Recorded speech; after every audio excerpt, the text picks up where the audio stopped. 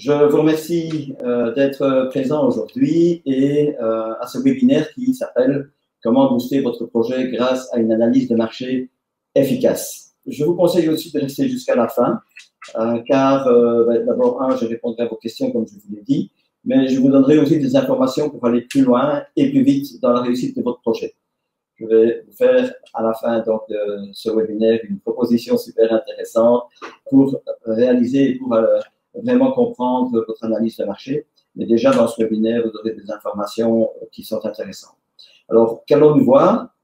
Nous allons voir d'abord les fausses croyances et puis les erreurs qui sont les plus souvent commises pour des personnes qui ont un projet. Je vais vous expliquer aussi des méthodes pour choisir et analyser et comprendre son marché, puis quand faire son analyse de marché, et puis alors après, comment donner un maximum de chances de réussite à votre projet. Et là, je vous donnerai justement une information qui pourra vous intéresser, j'espère, au plus haut point. En temps normal, les entreprises doivent constamment changer et s'adapter afin de rester compétitives. Maintenant, le monde change de plus en plus souvent, de plus en plus vite, et suite au Covid-19 et tout ce qui s'est passé, je ne vais pas trop revenir dessus, le monde change d'une manière très surprenante. Au niveau de l'environnement de travail et des revenus, le télétravail, la formation à distance, le nomadisme digital, l'infoprenariat, le travail collaboratif, les communautés et les cercles d'affaires virtuels, tout ça bouge. Il faut de plus en plus penser à avoir différentes sources de revenus. On a aussi des changements dans le monde digital, le monde des data, qui est un nouvel or noir ou le nouvel or qui est crypté dans ce cas-ci, les objets connectés, les outils de gestion qui sont de plus en plus perfectionnés, comme des autorépondeurs, les CRM, les outils collaboratifs, etc. Des changements aussi dans le monde financier, des nouveaux systèmes de paiement, les crypto-monnaies, des possibilités d'investissement et d'obtention de crédit avec du crowdfunding, du crowdlending et d'autres systèmes de ce type-là. La communication change aussi beaucoup. Les podcasts, les visioconférences, les forums, les plateformes d'échange, tout ça bouge. Le monde de la santé, les gens veulent vivre le temps présent. Il y a quand même pas mal de personnes qui ont des burn-out, mais avec le Covid, le retour à la famille s'est montré plus important qu'auparavant. La manière de vivre des familles est différente. Il y a des progrès colossaux qui se font dans la génétique. L'allongement de la durée de la vie et le monde des pensionnés augmente de plus en plus. Les services qui concernent aussi les biens durables, il y a aussi pas mal de changements là-dedans, avec des plateformes et services de partage de biens, des locations, des voitures autonomes, etc.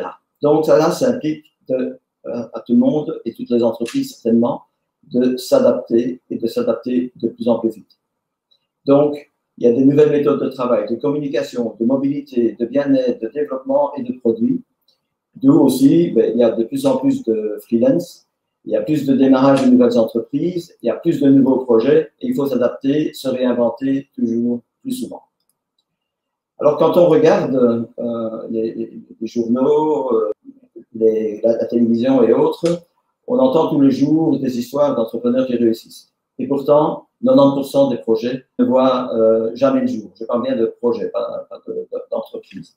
Et puis, dans les projets qui démarrent, il y en a beaucoup qui échouent. Il est difficile de donner un chiffre précis, mais on entend souvent un taux d'échec de l'ordre de 70%, ce qui est quand même élevé. Alors, ça varie entre 60 et 90%, mais si on prend comme moyenne 75%, c'est quand même pas mal.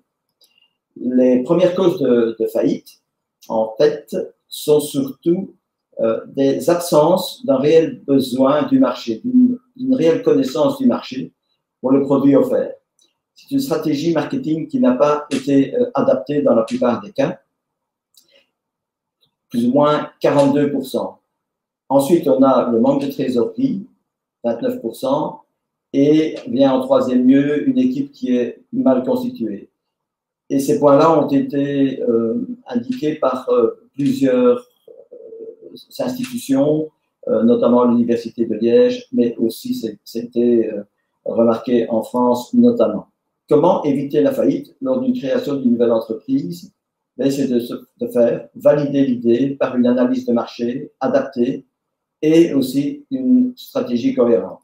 je vais vous demander de répondre à une question. Voilà, je vous envoie un petit sondage et je vous demande là de me dire dans ce sondage quelle est la raison principale pour laquelle vous avez décidé de participer à ce webinaire. Ce qui est important, c'est vraiment de savoir qu'il faut partir du marché quand on développe quelque chose, c'est vraiment partir du marché pour pouvoir trouver des informations et des éléments qui vont enrichir votre projet. Qui je suis et ce que je fais, en fait, j'ai comme logo une aile de deltaplane dans ma société qui s'appelle Explore, qui est une société unipersonnelle.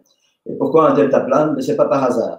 C'est en fait parce que je veux aider mes clients à prendre de la hauteur pour explorer et pour comprendre leur marché. Je travaille principalement sur 3 axes: l'analyse de marché, la stratégie marketing, la prospection et la vente. J'ai participé à la création d'une dizaine d'entreprises et j'ai lancé des concepts qui ont cartonné, notamment des projets qui ont été repris comme meilleures pratiques dans des universités en Belgique, et je vous en parlerai plus tard. Comment procéder pour valider son idée? Vous avez une idée pour vous lancer et elle vous enthousiasme, et souvent vous avez des questions. Est-ce que cette idée va être viable? Est-ce que ce projet va être viable? Comment est-ce que je dois procéder pour ne pas me planter? Est-ce que j'aurai suffisamment de clients? Et bien d'autres questions. Comme je vois aussi, il y en a qui se disent, bon, qu'y a-t-il de neuf?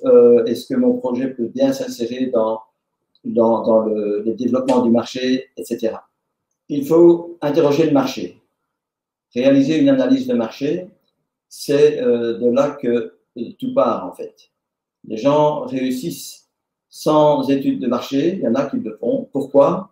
Parce que soit ils répondent à une attente forte et visible du marché, donc c'est par exemple le cas des chauffagistes. Si vous avez un chauffagiste qui va s'installer près de chez vous, s'il travaille bien, il y a de grandes chances qu'il aura un carnet de commandes à 6 mois assez rapidement. Et puis, d'autres réussissent aussi parce qu'ils ont le facteur chance avec eux ou parce que certains ont bien observé le marché et ont vu qu'il y avait un manque ou un souci bien particulier et ont pu développer vraiment un produit bien adapté. Mais la plupart des personnes qui réussissent, c'est qu'ils ont bien observé le marché et développé un produit adapté.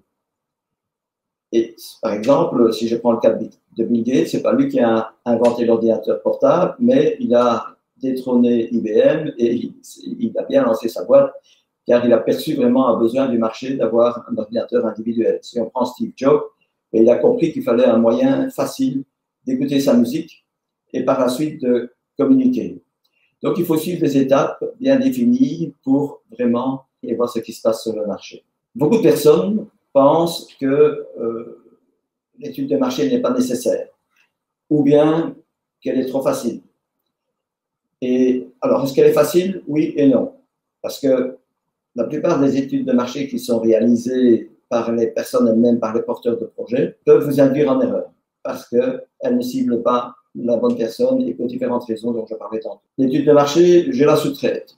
C'est bien et c'est pas bien. Personnellement, je trouve qu'il est vraiment important au départ que vous puissiez, en tant que porteur de projet, vous plonger dans le marché et comprendre ce qui se passe. Et puis, qui d'autre mieux que vous ne connaît son projet. Donc, le fait de se plonger dans le marché et d'aller rechercher, récolter vous-même l'information, c'est hyper enrichissant. D'autres disent que l'étude de marché, c'est bon pour donner des informations aux banques. Ben oui et non. La plupart des banques demandent dans un business plan d'avoir fait une étude de marché. D'autres cas, je dirais, dans d'autres cas, le fait de faire une étude de marché, c'est peut-être pour les banques, oui, mais c'est d'abord et surtout pour vous, pour ne pas vous planter. Ça, c'est le plus important.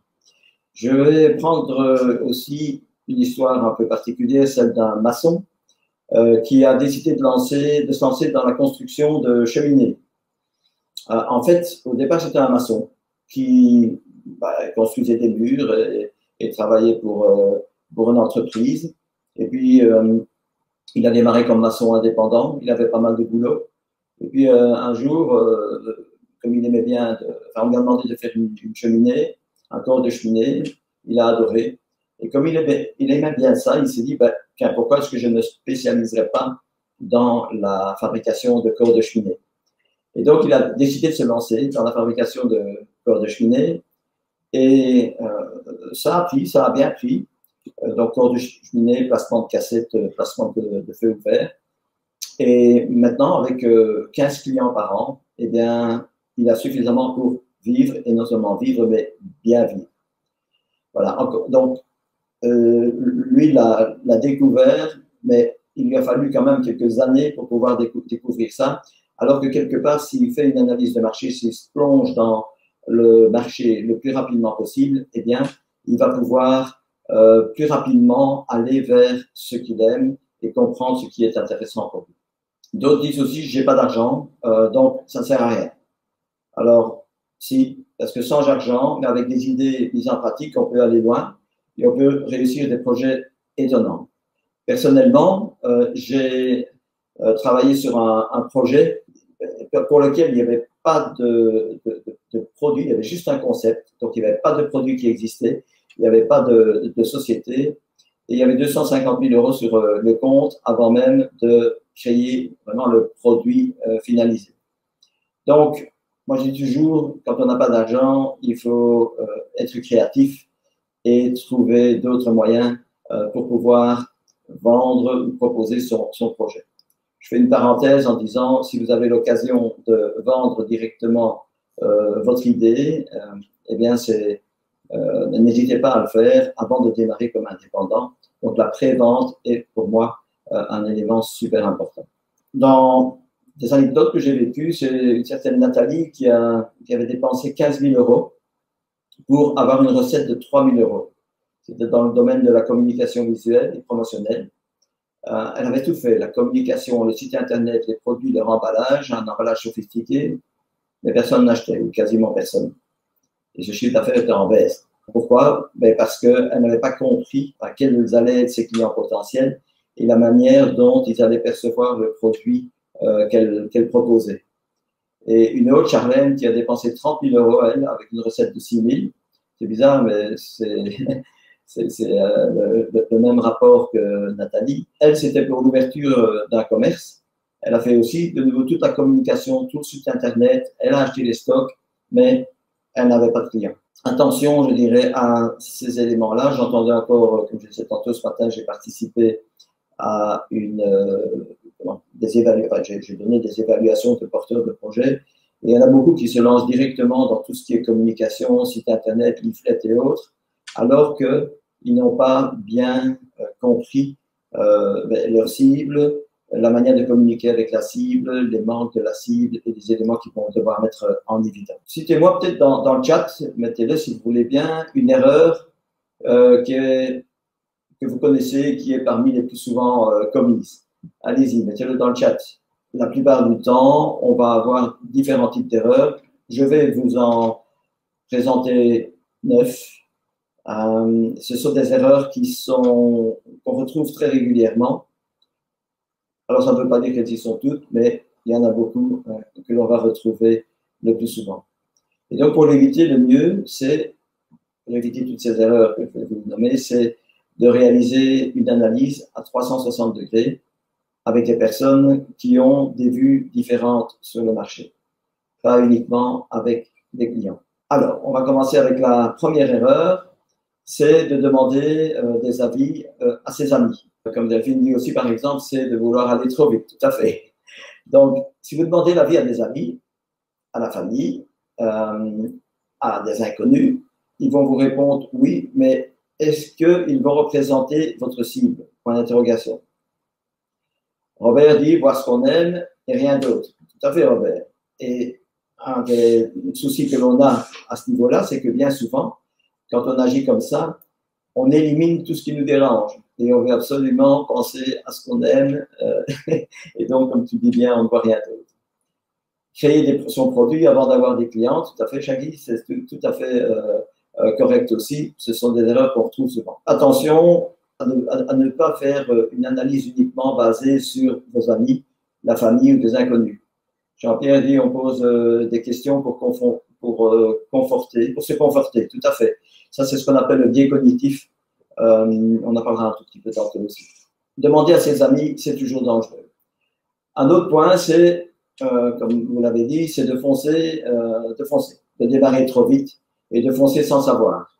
Et souvent, on se persuade qu'on a raison, on refuse de chercher plus loin, il n'y a pas d'obstacle et on pense qu'il n'y a pas d'obstacle sur la route, on en est convaincu, on fonce dans le brouillard, on appuie sur l'accélérateur et puis, aïe, aïe, aïe. Donc, attention à cette erreur que l'on a souvent. Une autre, c'est la procrastination, donc on cherche la perfection. À force d'avoir peur que le produit ne réussisse pas, on essaye d'avoir un produit le plus parfait possible. Comme si on était dans le brouillard, mais qu'on s'arrête pour réfléchir et être sûr de continuer. Donc, c'est la personne qui freine plutôt dans le brouillard. Encore un autre point, on manque d'informations suffisantes. Souvent, la recherche est insuffisante, alors qu'elle est essentielle dès que l'idée surgit. Je dis bien là, c'est dès le départ, dès l'idée.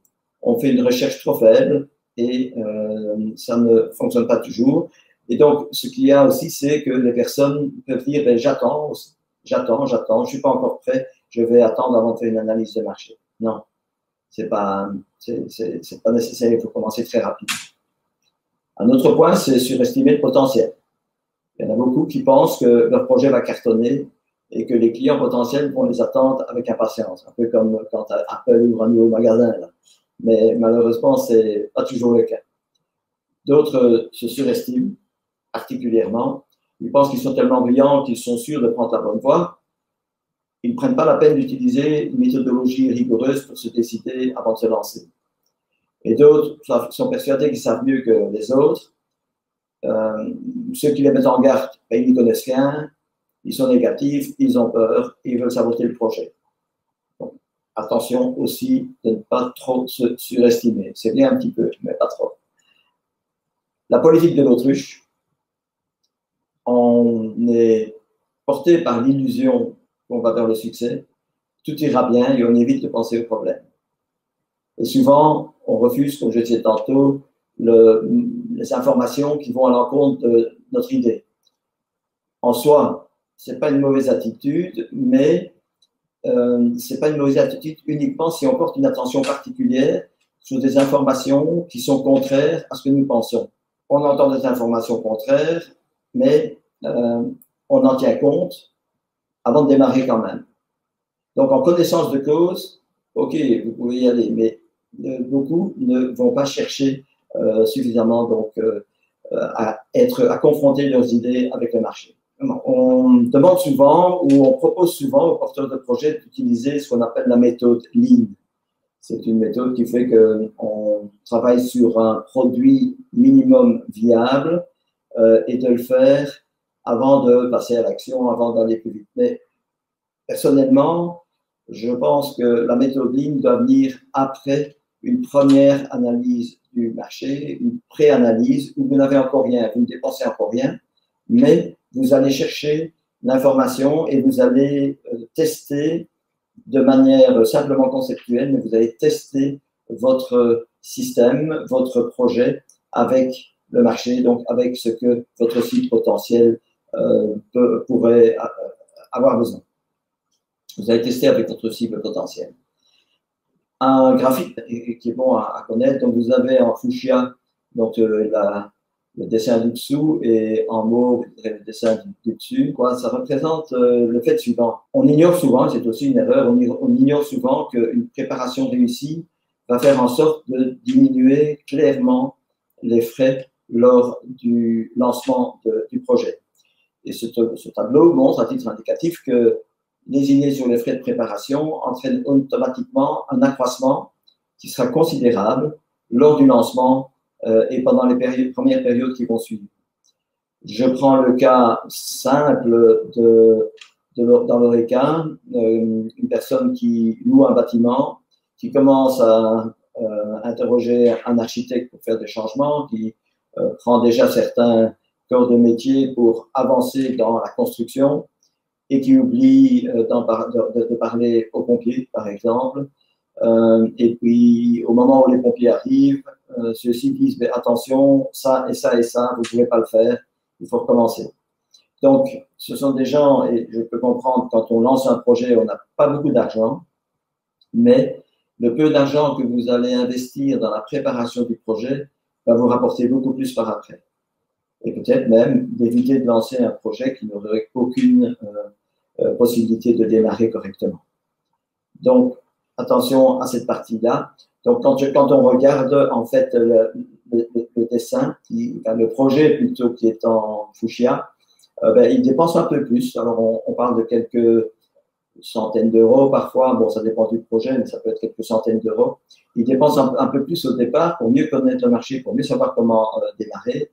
Et donc, ça va lui permettre de faire des réductions assez substantielles de coûts dès le départ. Et ces réductions, on va les avoir pendant la suite de son projet. Alors que l'autre, qui ne dépense quasiment rien, risque dès le départ d'avoir des frais relativement importants pour corriger le tir, ou bien parce que justement, il y a des éléments auxquels il n'a pas pensé et qui font en sorte que il doit les corriger et dépenser plus d'argent que ce qui n'était nécessaire. Et on fait l'économie d'une étude de marché où on la fait rapidement, et ça, c'est suicidaire pour le projet. On la fait souvent aussi trop tard, et avec, comme je disais tantôt, les mauvaises personnes. Donc, on est subjectif et on est influencé par le fameux biais cognitif dont je parlais tout à l'heure. Ce biais cognitif, c'est on accorde des importances différentes à des faits de même nature. Quand on entend quelqu'un parler, par exemple, concernant un sujet impliquant, on a tendance à retenir que ce qui vous rassure, que ce qui vous agrée. Ce qui est intéressant, c'est de faire un rétroplanning. Qui d'entre vous a déjà fait un rétroplanning? Allez-y, marquez-le dans le chat. Des rétroplanning, ça veut dire qu'on part du moment où on est censé faire le lancement et on revient en arrière pour connaître les différentes étapes qui vont précéder ce lancement. Comme j'ai dit tantôt, l'étude de marché arrive souvent trop tard. Il faut la réaliser le plus tôt possible. Dès que vous avez une idée, dès que vous pensez vous lancer, faites cette analyse de marché. Alors vous allez me dire, oui, mais bon, je n'ai pas de service, je n'ai pas de produit, qu'est-ce que je dois faire? Mais vous avez des idées et vous avez des pistes ou un concept qui correspond à l'idée que vous voulez réaliser. Eh bien, testez d'abord ce concept. Testez, consultez le marché et voyez comment les gens vont réagir par rapport à ce concept. J'avais tout à l'heure justement une personne qui m'expliquait que, en fait, son concept, personne n'y répondait positivement. Donc, elle a fait une étude de marché, elle a fait une analyse et personne n'y répondait positivement. Soit les gens faisaient ce service, un service d'imprimante 3D, soit ils le faisaient chez eux, soit ils faisaient appel à quelqu'un d'extérieur, mais alors pour un produit beaucoup plus sophistiqué que ce que cette personne réalisait. Voilà, c'est vraiment important de démarrer dès le départ, dès que vous avez une idée. Votre projet, c'est un puzzle. Et il y a plein d'éléments à connaître pour récolter l'ensemble des pièces du puzzle, que ce soit au niveau des clients, au niveau de la technologie, au niveau des fournisseurs, au niveau du matériel, au niveau de la distribution, que ce soit, je dirais, pour créer une nouvelle entreprise ou pour se réinventer, tous ces éléments-là, il faut au moins les avoir parcourus et savoir ce qui est important dans le cadre de votre projet. Pas mieux de se confronter au marché dès le départ, avant de dépenser des fortunes pour développer un produit qui peut-être ne se vendra pas. En ce qui me concerne, j'ai développé un produit d'assurance pour Volvo.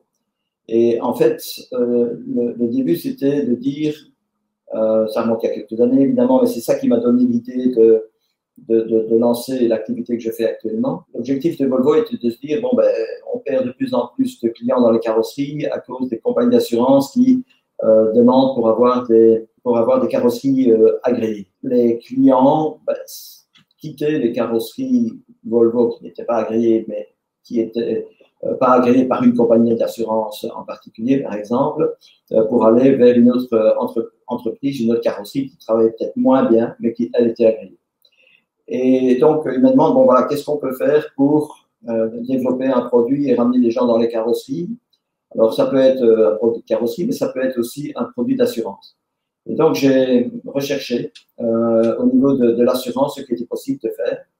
Et j'ai utilisé une méthodologie bien spécifique qui m'a permis de réaliser un produit qui tenait la route avec une tarification qui tenait la route. Et quand je l'ai proposé à Volvo et puis à une compagnie d'assurance pour analyser notamment le tarif, mais ils étaient tout à fait étonnés de voir que le tarif correspondait vraiment à un tarif réel. Ils m'ont demandé si j'étais actuaire. Ce n'était pas le cas. Mais en fait, j'avais été chercher toute cette information-là grâce à ma méthodologie. J'avais été chercher sur le net. Et l'objectif à 3 ans a été atteint après 1 an.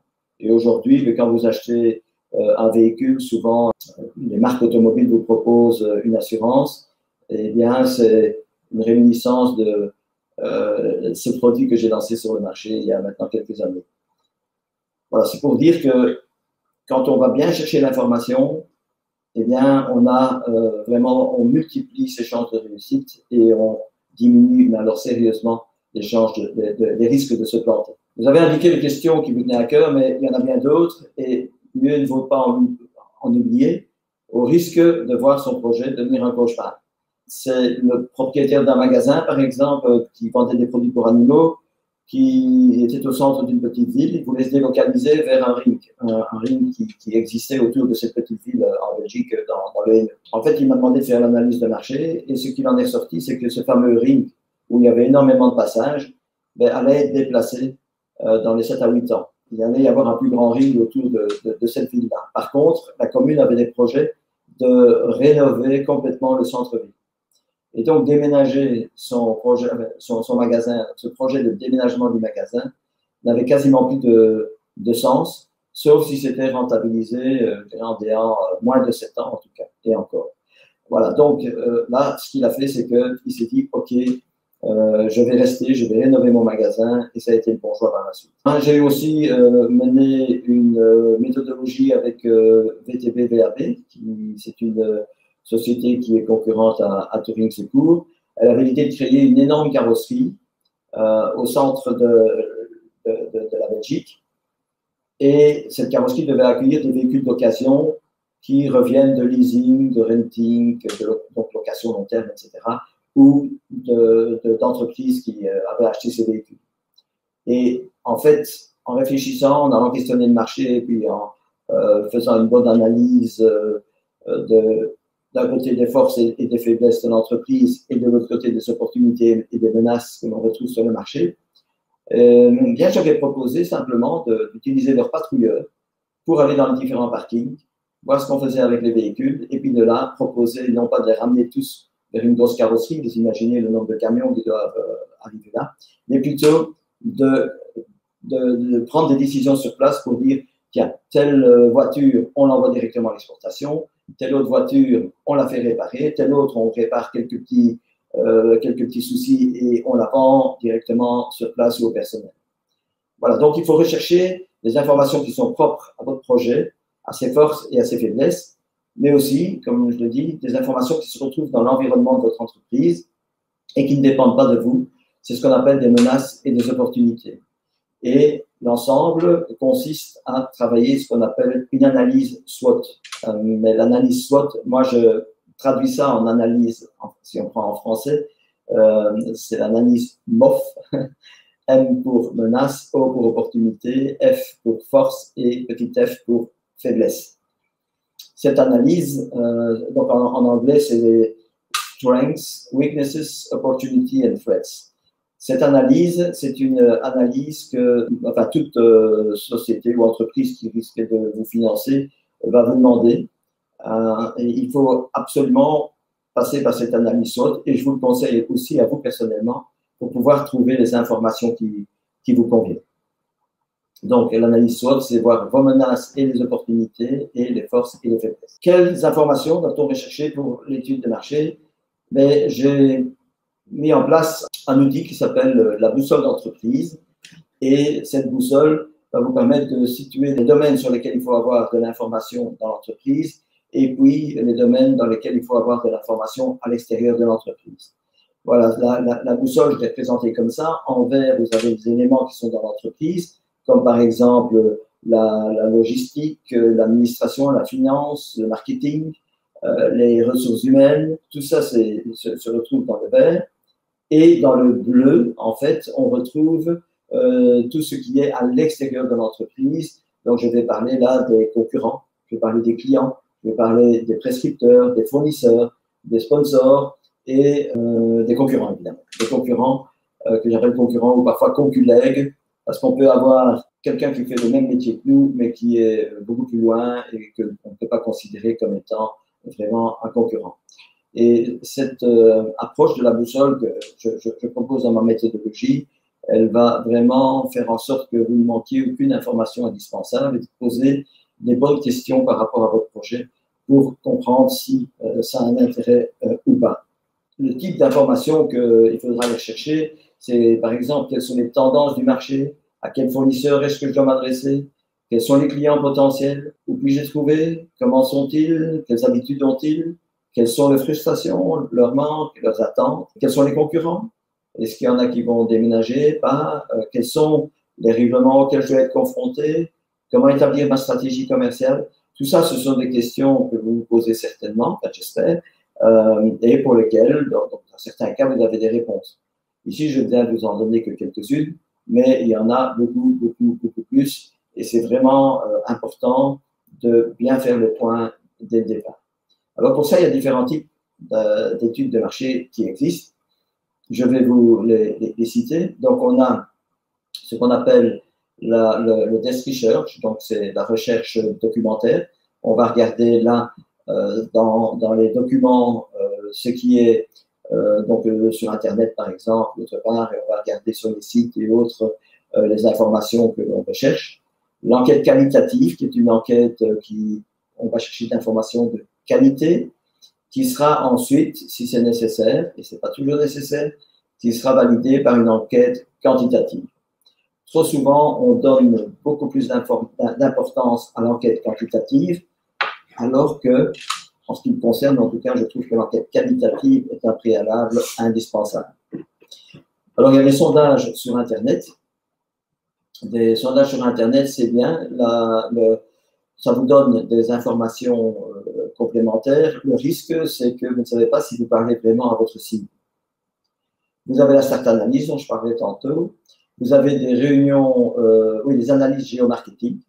Donc, ça, c'est surtout si vous avez des emplacements à mettre dans un rayon de X kilomètres, par exemple, autour d'une ville. Donc, c'est vraiment pour voir quels sont les mouvements et ce qui est intéressant au niveau de l'emplacement. Vraiment choisir l'emplacement, c'est très bien, surtout quand on a des systèmes de franchise, par exemple. Il y a la réunion de groupe. Il y a peut-être parmi vous, notez-le peut-être en chat si vous avez déjà suivi des réunions de groupe ou on met des réunions de groupe. Oui.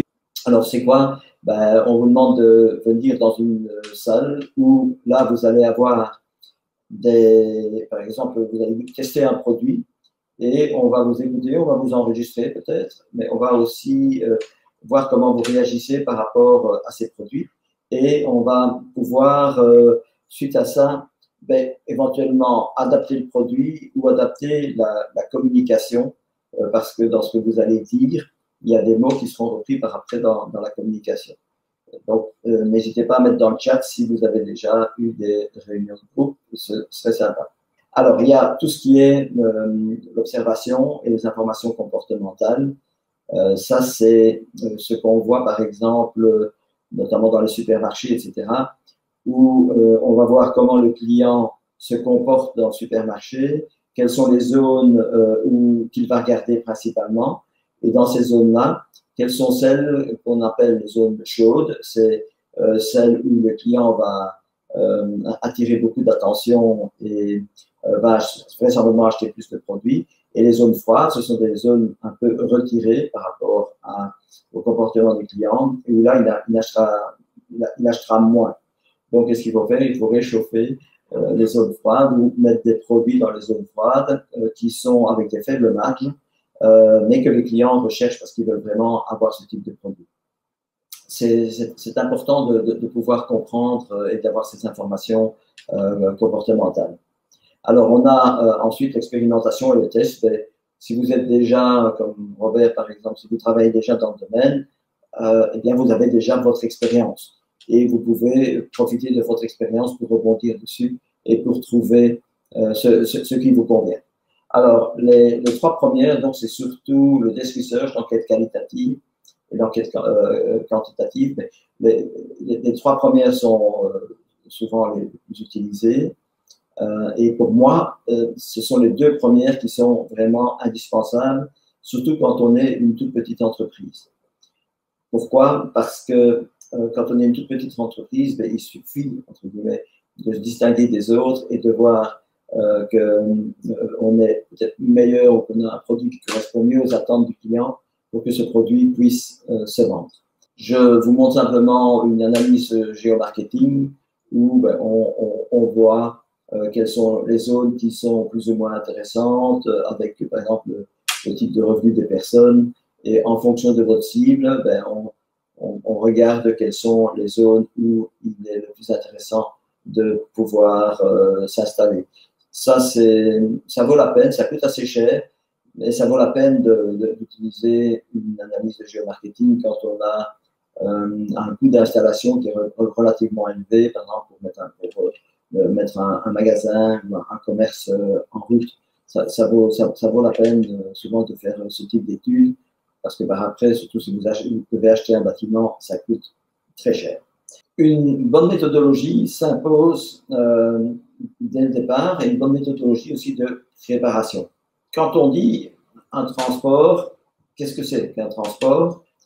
Un transport, c'est pas un transport. Un transport n'est pas l'autre.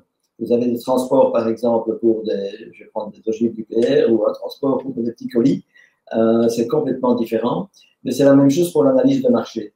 Bien souvent, on dit une analyse de marché, j'ai fait une analyse de marché. Oui, mais pas toujours, comme je disais tantôt, la bonne analyse, la manière de fonctionner. Il faut garder une bonne étape et un bon timing pour réaliser une analyse de marché. Ça ne sert à rien non plus de faire des analyses à la Coca-Cola. Le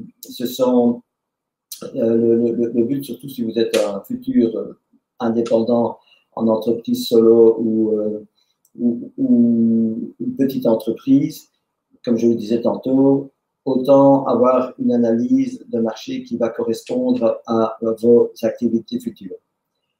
Il faut bien définir les personnes que vous allez interroger pour ne pas interroger des personnes qui n'en ont rien à faire et prendre des rendez-vous pertinents avec ces personnes-là en utilisant des bons échantillons. Et puis, après, il faut programmer l'ordre des visites dans un sens bien spécifique, pas n'importe comment. Il faut prendre des rendez-vous de manière intelligente, il faut les mener de manière intelligente. Souvent, je vois des gens qui font une étude de marché, qui rentrent directement dans le vif du sujet en disant « voilà, j'ai tel projet, j'aimerais bien avoir votre avis » et qui se lancent là-dedans. Je trouve que ce n'est pas une bonne méthode de faire. Je conseille en général de parler au départ de l'entourage du client par rapport au projet que vous avez, mais sans lui parler du projet. C'est relativement facile à faire, mais il y a toute une technique pour arriver à pouvoir le faire correctement, tout en étant respectueux de la personne qui est en face de vous. C'est ce que j'explique dans ma méthodologie. Donc, il faut apprendre les règles pour bien s'en servir et pour aller plus vite et plus loin. Par exemple, moi, j'ai une année 2015 qui était une année très difficile. Et pendant cette année, en fait, j'ai investi. Pourquoi était-elle difficile? C'est parce que simplement, j'avais un client qui avait dit, écoutez, je vous prends à plein temps pour l'année prochaine, vous réservez votre timing pour moi. Et j'étais prêt, donc je l'ai fait, je ne vous ai plus prospecté, j'ai attendu. Et quasiment en dernière minute, au mois d'octobre de cette année-là, il me dit, bah, écoutez, non, on va travailler ensemble parce que je vais me faire racheter par une plus grosse entreprise. Et cette grosse entreprise m'a dit, tout ce qui est projet de votre côté, vous arrêtez. Donc, je suis désolé, je ne savais pas que ça allait arriver comme ça, et on ne travaillera pas ensemble. Donc, dommage. Et donc, j'ai dû vraiment me réinventer et me reprendre. Et c'est ce que j'ai fait. J'ai dépensé une grosse partie même de mon chiffre d'affaires de cette année-là en formation et en conseil pour me remettre à la page. Et ça m'a vraiment permis de faire un pas en avant. J'ai utilisé aussi ma méthodologie pour réinterroger le marché. Et l'année suivante, ben, je doublais mon chiffre d'affaires. L'année d'après, je le redoublais. L'année d'après, je le redoublais. Et donc, j'ai quand même cartonné pas mal. Ça a diminué un peu l'année passée à cause du Covid, mais autrement, voilà, je n'ai pas à me plaindre du tout. Et maintenant, je suis sur une vitesse de croisière. Voilà. Donc, les 8 étapes pour l'étude de marché, c'est il faut bien se préparer, il faut bien préparer les questions que l'on a,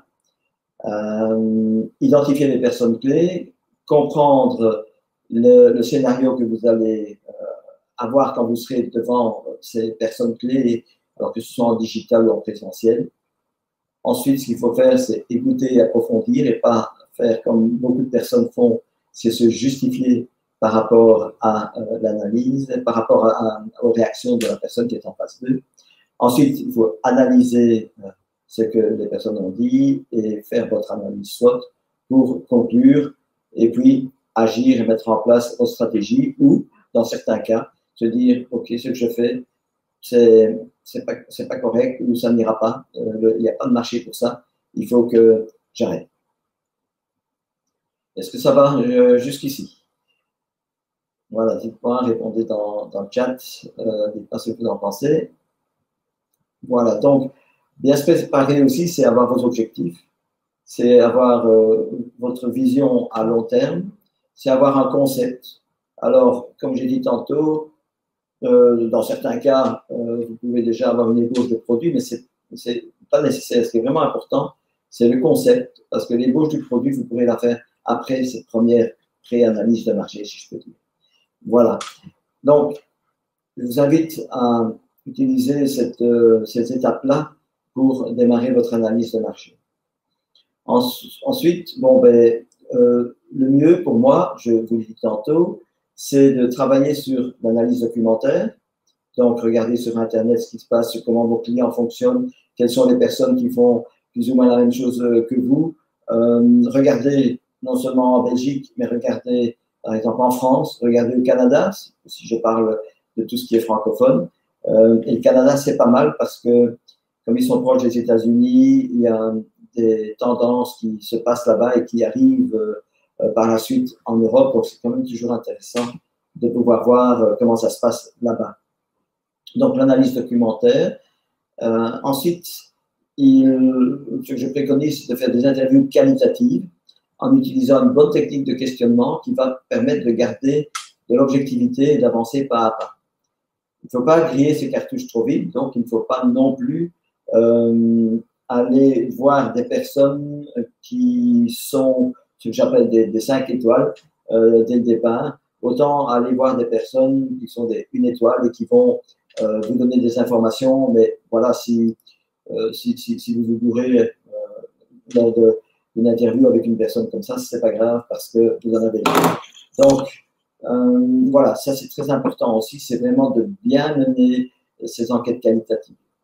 Et toutes les personnes à qui je dis de faire une enquête qualitative, elles reviennent généralement enchantées parce qu'elles utilisent la bonne méthodologie et parce qu'elles vont avoir une réponse à toute une série de questions qu'elles se posent par rapport à leurs produits, par rapport au canal de distribution, par rapport à la promotion à faire, à la communication à réaliser, par rapport aux tarifs, etc., etc. Et donc, ce que vous allez faire en travaillant l'analyse documentaire et l'interview qualitative, vous allez au fur et à mesure remplir ce tableau d'analyse SWOT. C'est un tableau que je mets dans ma formation aussi, dans ma méthodologie. Et vous allez aussi, dans ce tableau, voir donc, tout ce qui est opportunités et menaces, et notamment regarder quelles sont les évolutions au niveau de l'écosystème qui tourne autour de votre entreprise. C'est comme j'en parlais tout au début de ce webinaire. Bon, l'écosystème est en train de changer énormément et de plus en plus vite. Et on utilise pour ça la méthode PESTEL, que bon, vous trouvez, c'est un terme que vous retrouvez certainement sur Internet, qui veut dire qu'il faut analyser différents angles de l'écosystème, l'angle politique pour le P, l'angle économique, l'angle socio-économique, l'angle écologique, l'angle technique, et l'angle légal. Donc, il faut vraiment regarder ces différents éléments. C'est la méthode PESTEL, donc ces différents éléments qui vont intervenir et qui vont vous permettre de bien situer l'environnement. Alors, il faut sélectionner les éléments les plus importants dans votre analyse pour faire de l'analyse SWOT, laisser mûrir à un moment donné et bien approfondir certains points. Il y a des points qui ne seront pas clairs pour vous, approfondissez-les. Et ce qui est vraiment important quand on lance un projet, c'est d'avoir ce que j'appellerais le déclic. Et ça arrive quasiment pour tout porteur de projet. Le déclic, c'est quand, à un moment donné, vous dites « purée, mais c'est ça que je dois faire ». Ça, c'est vraiment ce qui me convient. Il y a comme une petite voix intérieure qui le dit. Et je vais vous donner l'exemple de VTP-BAP, là, comme je vous en parlais tantôt. En fait, quand j'étais à la fin du projet, je reçois un coup de fil du directeur et il me dit, ben voilà, écoutez, M. Mello, j'aimerais bien qu'on se voit pour voir où vous en êtes et qu'on clôture et qu'on trouve une solution. Donc, je lui avais donné toute l'information dont je disposais. Je vais chez lui à cette fameuse réunion qu'il demandait, mais je n'avais pas de solution encore. J'avais toute l'information et je savais que j'avais toute cette information-là. Et donc, je vais simplement là-bas parce qu'il voulait absolument me rencontrer et je lui dis, écoutez, voilà où j'en suis. Je lui explique et je lui dis, laissez-moi encore peut-être une semaine à 10 jours et puis je vous amènerai une solution que j'espère vous conviendra. Et dans la semaine, j'ai eu cette fameuse pièce qui est tombée, là, ce déclic, et j'ai demandé un rendez-vous avec lui. Et lors du rendez-vous, je lui ai expliqué. Et c'est comme je vous ai dit tantôt, donc c'est d'envoyer ses patrouilleurs à gauche et à droite pour voir ce qu'on fait avec les véhicules. Et là-dessus, il m'a répondu, mais monsieur Mello, oui, c'est évident ce que vous me dites là.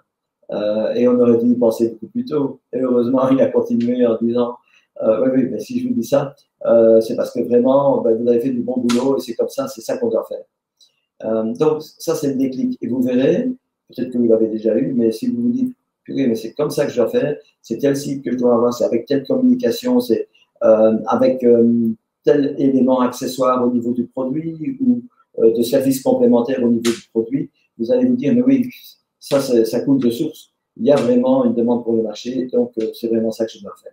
Ça veut dire que vous avez le bon point. Et grâce à l'analyse SWOT, ça va vous aider. Donc ça, c'est un des tableaux que je donne dans la formation complète. Vous avez un tableau dans lequel on retrouve les menaces, les opportunités, les forces et les faiblesses et tout ce qui compose ces deux différents aspects, l'aspect interne à l'entreprise, comme je dis tantôt, et l'aspect externe à l'entreprise. Voilà, donc une fois que vous avez fait ça, il vous reste à planifier et à structurer vos démarches. Et comme j'ai dit tout à l'heure aussi, n'attendez pas, il faut commencer dès l'idée si vous voulez aller plus loin.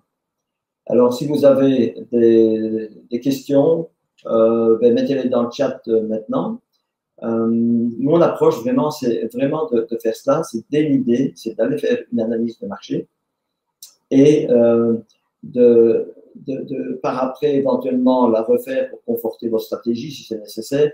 Mais généralement, et moi, ce que j'ai remarqué, c'est qu'en utilisant cette bonne méthodologie, on peut très rapidement voir si on est dans le bon ou pas, si le produit a des chances de réussir ou pas. Parce que justement, c'est une analyse à 360 degrés et on va avoir différents avis de différentes personnes qui vont se compléter et qui vont permettre vraiment d'avoir une quantité d'informations qui permettront de prendre des réflexions, qui permettront de prendre des décisions en connaissance de cause. Voilà. Et pour les personnes qui ont déjà une activité et qui veulent se relancer, je dirais, repartez avec une feuille blanche. C'est vrai que vous en connaissez beaucoup, mais gardez-le pour vous. Faites une analyse qui va vous permettre de bien comprendre le marché par rapport à un domaine que vous connaissez déjà bien, mais qui va être enrichi avec ce que vos clients, vos fournisseurs, vos prescripteurs, les sponsors, les concurrents vont vous dire. Et là, vous allez avoir beaucoup d'infos. Alors, je viens de parler de concurrents. Il y en a qui me disent, oui, mais je n'ose pas aller chez un concurrent. Hein. Eh bien, vous seriez étonné. Dans une des missions que j'ai eues, j'ai proposé à mon client d'aller justement chez ses concurrents, mais il dit mais non, ils ne voudront jamais vous rencontrer et vous n'en tirerez rien. Eh bien si, j'ai retiré, donc je les ai rencontrés, il y en avait 7 vraiment qui étaient très importants. Donc je les ai rencontrés, non seulement j'en ai tiré beaucoup d'informations et le contact a été très agréable, c'était dans un contact style win-win, mais en plus de ça, il y en a un qui est devenu un gros client de mon client. Même si c'était un concurrent, mais il y avait une partie des produits que mon client faisait et que le concurrent ne faisait pas et qui voulait aussi mettre sur le marché. Donc, voilà. Donc, les concurrents, ça vaut la peine. Je l'appelle aussi les concudègues. Pourquoi? Ben, comme j'ai dit tantôt, un concurrent qui habite, vous avez un magasin à Namur et vous vendez, je sais pas, des chaussures. Il y a peut-être un magasin qui vend des chaussures à Charleroi, mais c'est très très rare que les deux magasins se fassent concurrence en fait. Par contre, ils ont peut-être des approches du marché qui peuvent être intéressantes. Voilà. Donc, est-ce que vous avez des questions sur ce qui a été dit? Notez-les dans le chat et puis j'en ai encore pour quelques minutes et puis je vais vous proposer quelque chose d'intéressant. Mettez les questions et j'y répondrai tout à l'heure. Donc, si vous avez des questions par rapport à l'analyse de marché, et entre-temps, je vais vous parler d'une méthodologie donc, que j'ai mise en place et qui permet vraiment de diminuer les risques, de ne pas faire les erreurs dont j'ai parlé tout à l'heure, d'aller chercher des signaux qui vont vous donner des informations sur la manière dont vous devez développer votre projet.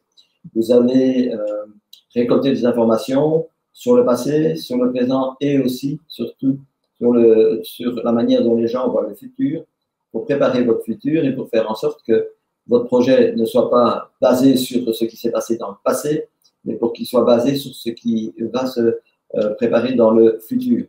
Donc, c'est de comprendre ce marché, c'est de comprendre les tendances, les perspectives, c'est de maîtriser les risques, c'est de prendre de bonnes décisions et puis c'est de mettre son idée à l'épreuve. Donc, je répète aussi, si vous avez des questions, mettez-les dans le chat, j'y répondrai tout à l'heure. Start Analyse, pourquoi est-ce que je l'appelle Start Analyse? Parce que Start, c'est démarrage et Analyse, donc c'est vraiment à faire lors d'un nouveau projet. Vous permettre de faire décoller votre projet, votre idée, ou bien, comme j'ai dit tantôt, si ça n'a pas de sens, peut-être qu'il faudra vous orienter vers autre chose. C'est une formation en vidéo. Ça veut dire que vous y avez accès 24 heures sur 24. Elle est composée de 8 modules. Il y a un manuel de suivi que je mets à votre disposition dans lequel vous allez pouvoir avancer étape par étape pour vraiment développer votre analyse de marché le mieux possible et aller chercher l'information là où elle se trouve. Ces 8 modules correspondent à 3 jours de formation en présentiel. Et c'est équivalent plus ou moins, quand on le donne en présentiel, à une formation qui vaut plus ou moins 3 000 €. Mais rassurez-vous, ça ne va pas vous coûter 3 000 €. Et vous pouvez aussi avoir un accompagnement, donc c'est un coaching. Ce que je conseille aux gens, c'est d'abord de se lancer dans la formation et puis éventuellement de prendre un coaching supplémentaire. Mais vous avez l'occasion d'avoir une formation avec coaching dès le départ. Je suis, pour ceux que ça intéresse, je suis labellisé Région Wallonne. Et sachez que les personnes qui ont un projet et qui veulent démarrer peuvent avoir un subside de la région wallonne de 80%. Ça dépend du type d'activité, mais dans la plupart des cas, bon, je peux vous le dire assez rapidement si ça peut convenir ou pas. Juste un point, c'est que pour introduire un dossier, moi, je n'introduis pas de dossier pour un montant inférieur à 5 000 €. Ce qui veut dire que pour vous, les 5 000 €, si la région wallonne accepte, ben, ça ne vous coûtera que 1 000 €. C'est quand même un élément, je parle hors TVA ici, mais la TVA, normalement, vous pouvez la récupérer dans la plupart des cas si vous lancez votre activité. C'est un produit intéressant qui a été mis en place par la région wallonne. Si ça vous intéresse, vous pouvez m'appeler ou m'envoyer un mail et c'est avec plaisir que je vous répondrai. Mais vous avez aussi, je dirais, un coaching qui correspond plus ou moins à 6-7 jours de suivi. J'ai posé la question concernant la Start Analyse à des personnes qui l'ont utilisé et elles me disent que c'est un produit qui vaut entre 800 et 1 500 € en vidéo. sans accompagnement.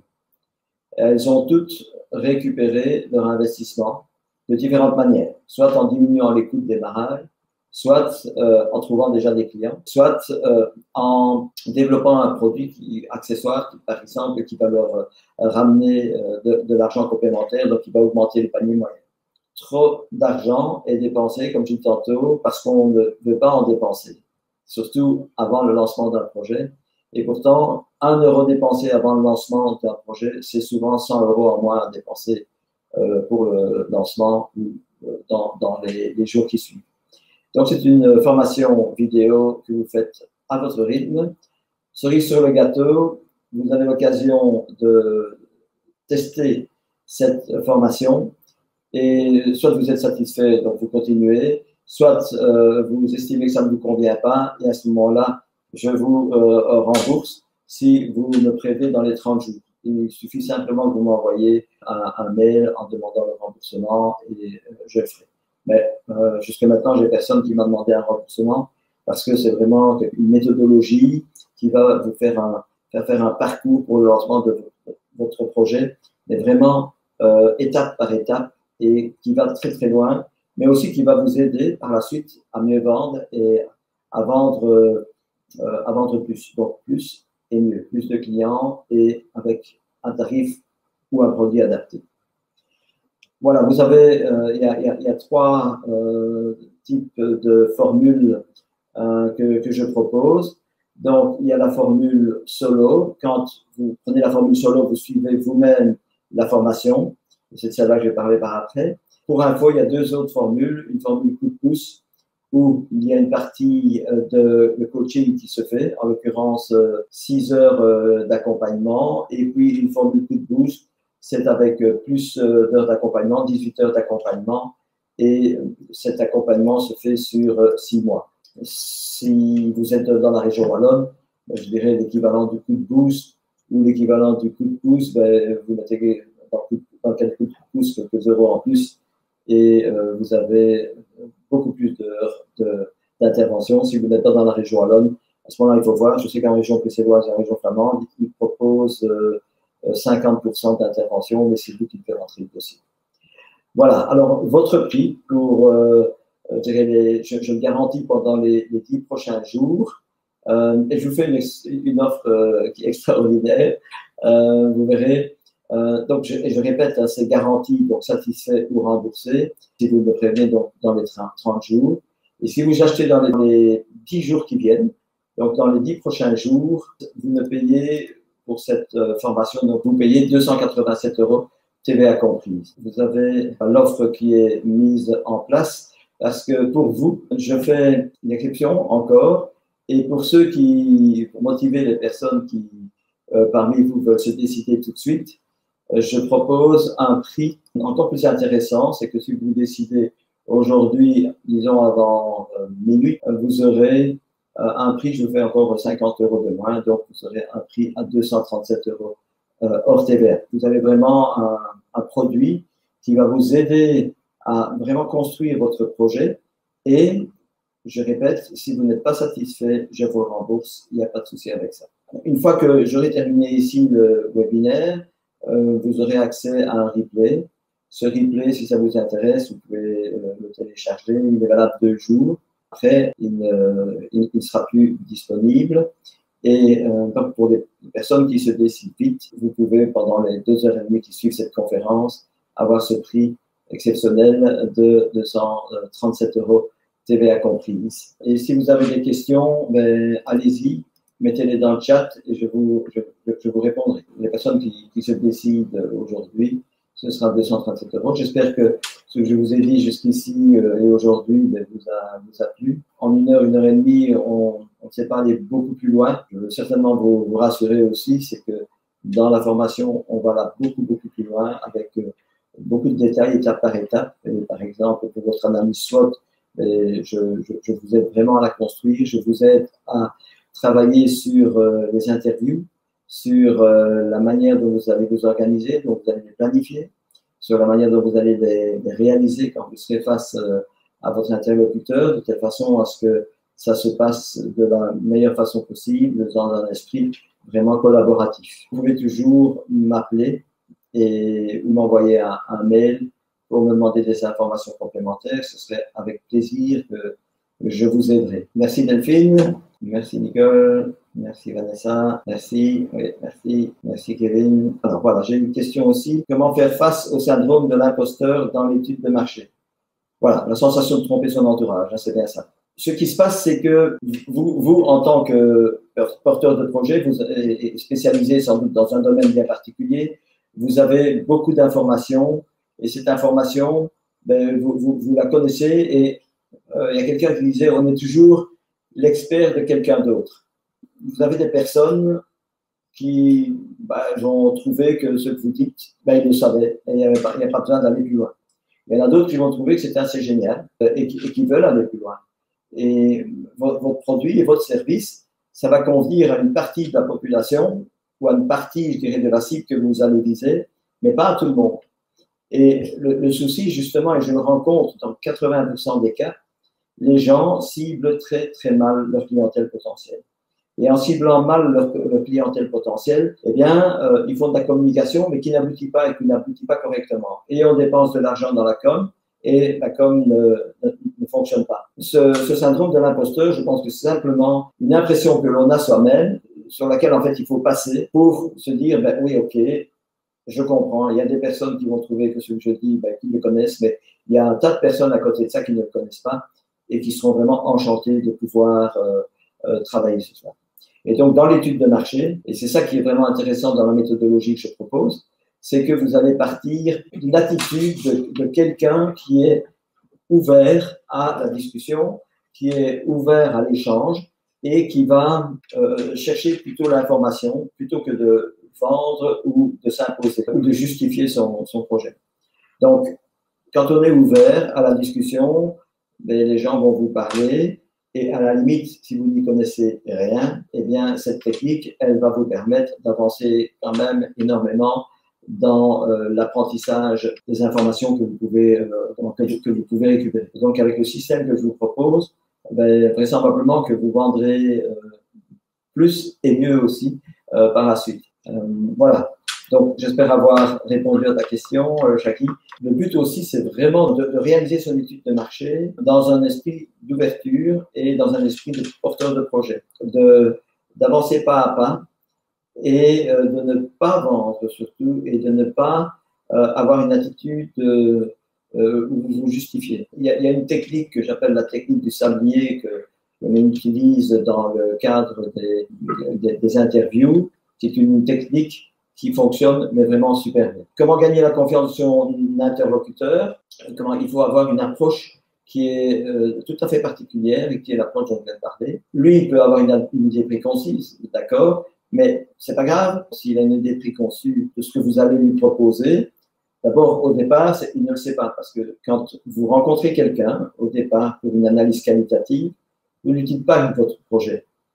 Il y a une manière de le faire, il y a une manière de le dire, mais vous ne lui parlez pas de votre projet. Donc, il va, lui, et vous allez lui poser des questions pour voir comment ça se passe chez lui et quels sont les éléments que vous allez, vous, pouvoir mettre en rapport avec votre projet.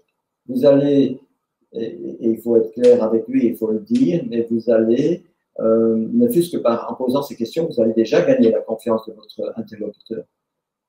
Et au fur et à mesure que ça avance, vous allez arriver vers votre projet et vous allez lui parler du projet. Et après, une fois que vous lui aurez parlé du projet, vous allez lui demander ce qu'il en pense en travaillant sur différentes facettes du projet, des facettes que l'on a vues dans la boussole d'entreprise. Donc, c'est super important de travailler comme ça et de travailler de manière très méthodologique. Cette formation, vous y avez accès comme vous voulez, quand vous voulez. Et si après 30 jours, après le moment où vous êtes inscrit, vous n'êtes pas satisfait, vous m'envoyez un mail et je vous le rembourse. Vous n'avez aucun risque. Par contre, je suis persuadé, et c'est le cas avec les personnes qui ont suivi cette certaine analyse, il y en a pour l'instant, donc puisqu'on est en période plus ou moins de lancement, c'est pour ça que je vous fais ce coup-là. Il y en a à peu près une cinquantaine qui l'ont réalisé. ben, tous sont hyper contents de cette analyse et ça leur a amené vraiment moins de coûts, soit une compréhension meilleure de leur business, soit de pouvoir vendre et même pré-vendre, parce que la plupart du temps, quand vous faites cela, dans les personnes que vous avez rencontrées, il y en a qui vont dire, ben, écoute, moi ça m'intéresse, et le jour où tu démarres, ou bien si tu démarres, si c'est vraiment possible, ben, dis-le-moi parce que j'achèterai ton produit ou ton service. Et il y en a souvent, ou d'autres qui vont devenir vos partenaires. Et on est dans un esprit participatif, collaboratif, des personnes que vous rencontrez, parce qu'on est dans un esprit d'ouverture, un esprit positif, eh bien, ça peut devenir des contacts, des partenaires par la suite. Donc, ça vaut vraiment la peine, mais il faut le faire d'une façon bien structurée et d'une manière qui n'est pas la manière dont on vous propose généralement dans la plupart des analyses de marché ou des contacts clientèle que l'on fait. Voilà, nous allons clôturer le webinaire ici. Donc, vous avez accès à l'offre que je vous ai proposée et comme je vous ai dit, je vous fais un prix exceptionnel maintenant de 237 €, ce qui revient exactement à 196 € hors TVA, puisque la TVA, vous allez la récupérer si vous lancez votre activité. Au niveau des chèques entreprises, comme j'ai dit tout à l'heure, pour profiter des chèques entreprises, il faut introduire un dossier à la région wallonne. Ce dossier, je ne l'introduis que quand il y a du coaching qui est derrière, et donc pour un montant total de 5 250 € pour être tout à fait précis, soit pour le porteur de projet, ça revient à 1050 €. Voilà. Et dans ces 1050, ben, vous avez les 237 € de la cette analyse qui sont compris dedans. Pour ce qui est des autres régions, comme la région de Bruxelles-Capitale, je sais que là, ils interviennent à 50% dans les projets. Et pour la Flandre, c'est aussi 50% pour les autres pays, France et autres. Là, il y a certaines interventions, mais je ne les connais pas particulièrement. Donc voilà. Mais en région wallonne, c'est bien. Donc quand vous êtes un porteur de projet, vous avez bien accès à 80% de l'intervention. Il faut que le dossier soit accepté. Voilà, nous allons clôturer là et je vous remercie pour vos commentaires très positifs. Je vous souhaite une bonne soirée et nous allons en rester là. Ciao, ciao!